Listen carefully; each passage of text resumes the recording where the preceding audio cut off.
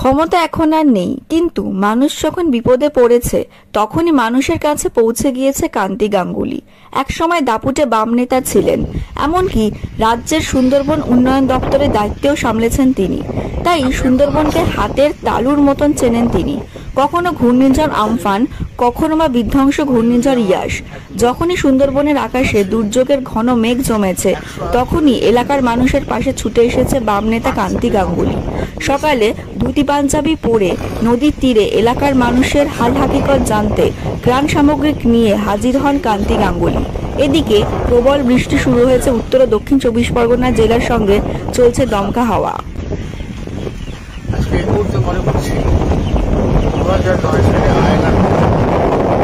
সেদিনটাও ছিল সেই অভিশপ্ত 26শে মে। সেদিনও রাত 10:30 11টার সময় আয়লা আছড়ে পড়েছিল আমাদের সুন্দরবনে।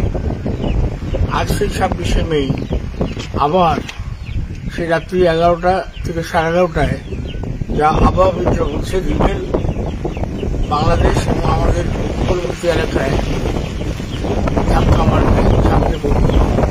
এই মুহূর্তে আমি যখন আছি সকাল প্রায় আজকে 26 তারিখ আছে, সকাল এখন প্রায় 8:30টা। ওটা চতুর্দিকে যা দেখছি আকাশটা হচ্ছে একেবারে কয়েক কথা বলা যেতে পারে। এই সময় তালের শ্বাস পাওয়া যায়, তালের যে শ্বাসটা সেরকম মেঘটা সেরকম হয়ে রয়েছে। মাঝে মাঝে দমকা হাওয়া আর মাঝে মাঝে বৃষ্টি, চতুর্দিকে একটা স্তব্ধ। আর সমস্ত পশু পাখি যারা আছে তারাও বোধহয় বুঝতে পারছি বড় একটা কিছু ঘটনা ঘটতে চলেছে। তারাও যার নিরাপদ জায়গায় সমস্ত জায়গায় আশ্রয় নিচ্ছে, কোথাও যাচ্ছে চলে। আজকেও রাত্রি 11:30 নাগাদ আসবে। এটা হচ্ছে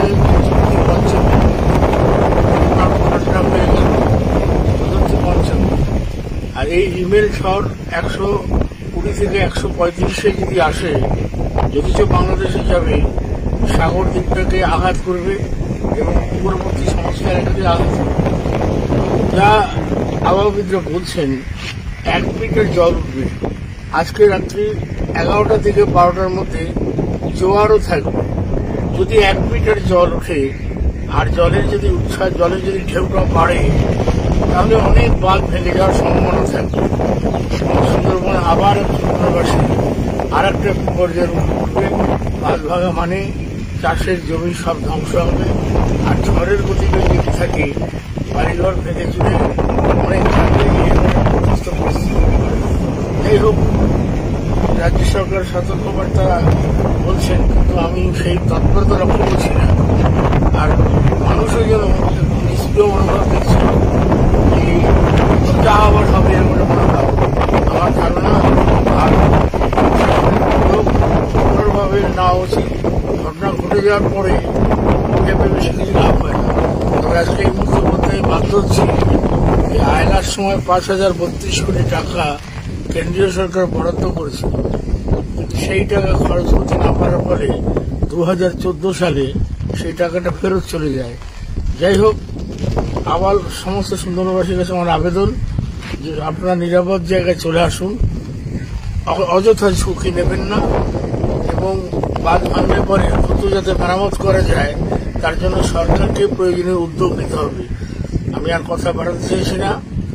যে এই ঝড়ঝঞ্ঝার হাত থেকে সুন্দরবনবাসী যাতে বাঁচতে পারে এবং যাদের ক্ষয়ক্ষতি যাতে কম হয়, এটাই আশা করছি।